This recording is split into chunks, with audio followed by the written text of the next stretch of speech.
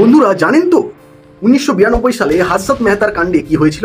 দেশের সবচেয়ে বড় শেয়ার মার্কেট স্ক্যাম, যেখানে কোর্ট, সিবিআই সবাই ঝাঁপিয়ে পড়লো।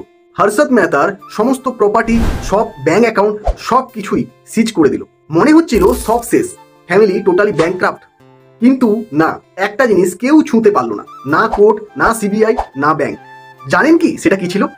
10 কোটি টাকার ইন্স্যুরেন্স পলিসি। আর সেই পলিসি ছিল MWP অ্যাক্টের আওতায়।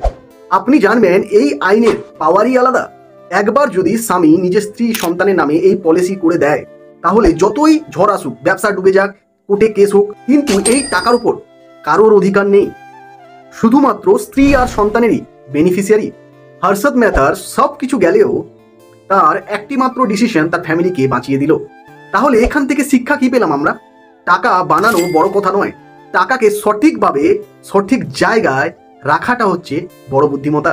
বন্ধুরা মনে রাখবেন, ব্যাংকের ব্যালেন্স কমলে সমস্যা নেই, কিন্তু ফ্যামিলির জন্য যদি প্রোটেকশন থাকে, তাহলে কোনো ঝড় আপনাদেরকে ভাঙতে পারবে না।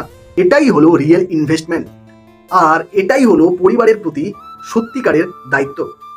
আপনি যদি আগামী দিনে কোনো ইন্স্যুরেন্স করে থাকেন, তাহলে অবশ্যই MWP অ্যাক্ট অবশ্যই করিয়ে নেবেন। আর আপনাদের বন্ধু বান্ধবদের মধ্যে যদি কেউ এরকম ইন্স্যুরেন্স পলিসি করে থাকে, অবশ্যই তাকে আমার এই ভিডিওটা শেয়ার করবেন। আর এই ভিডিওটা যাতে হারিয়ে না যায়, তার জন্য এই ভিডিওটাকে সেভ করে নিতে পারে। আর ভিডিওটা যদি আপনাদের ভালো লেগে থাকে, যদি ইনফরমেটিভ হয়, তাহলে অবশ্যই একটা লাইক করে ফেলবেন। আর নিচে কমেন্টে আপনাদের মতামত অবশ্যই জানাবেন, কারণ কাল আমি আবার আসছি একটা নতুন ভিডিওর সাথে। ততক্ষণ পর্যন্ত হরে কৃষ্ণ, হরে কৃষ্ণ।